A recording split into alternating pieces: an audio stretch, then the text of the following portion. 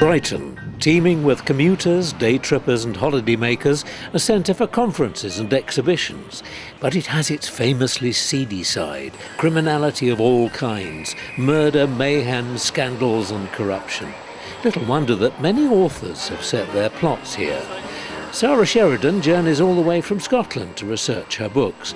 But her Mirabelle Bevan mysteries are set way back in the Brighton of post-war gloom and austerity. I had never really looked into the 1950s, and I went in and started to read about this era, and it was just like a sort of damp wet fish in the face. I was so shocked by what I found. It was Britain, but not as we know Britain. It was as if it was a house I knew well, but someone had completely redecorated.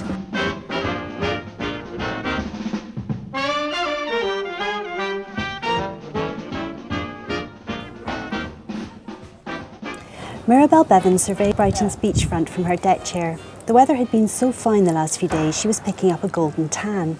Well put together and in her prime, Mirabelle always ate her lunch on Brighton Beach if the weather was in any way passable. But out of sheer principle, she never paid tuppence for a chair.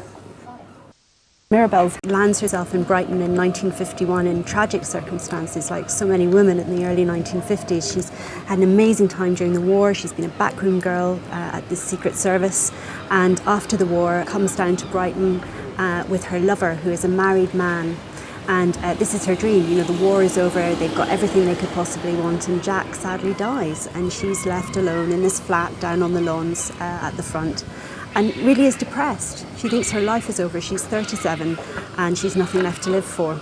And she takes a job in a debt collection agency, McGuigan & McGuigan, which is just down on the front, just off East Street. And then a case comes in, and she realises that all those skills she built up during the war, all that important work she was doing, has an application in her real life.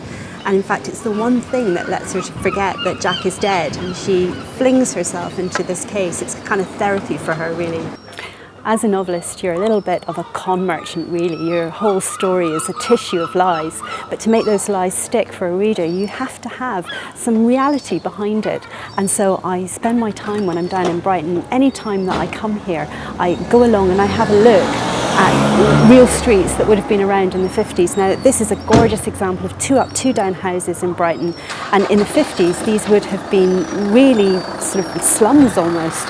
The roofs wouldn't have been fixed and the windows would be drafty, and there would have been no central heating, and no one along here would have had cars because the people that lived on this kind of street were really poor. And all over the country, not only in Brighton, councils were tearing down these kinds of properties, but I'm really glad that Brighton Council decided not to do that. And as I walk along, I look at these beautiful, bijou, gorgeous, gentrified homes, and I try to imagine them in a state of terrible disrepair. You're not just a con artist as a novelist, you're not just weaving a tissue of lies, you also have to start thinking like a criminal. So you're looking at buildings not only at the front but also at the back, so you can find out their vulnerabilities and figure out where somebody would be able to nip in. Mirabelle is actually really good at breaking into the back of buildings with high heels on, and somehow or other Mirabelle would be able to find her way up there and get into the back.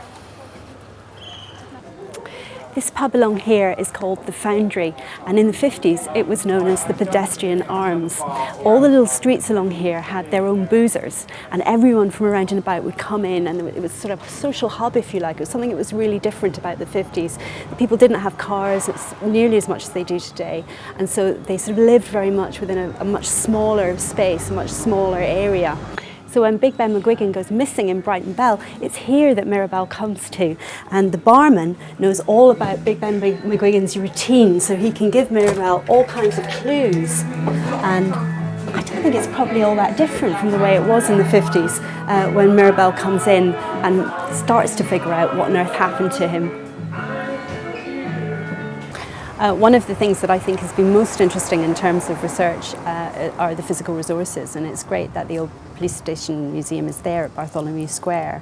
It was really interesting for me, for example, to go down and see the cells. There are 2 books at the moment where those cells are featured, and just being able to go in and sit in that cell and see where the light is and how the door closes and how much you can hear of somebody walking up and down outside, for example, while the door is closed.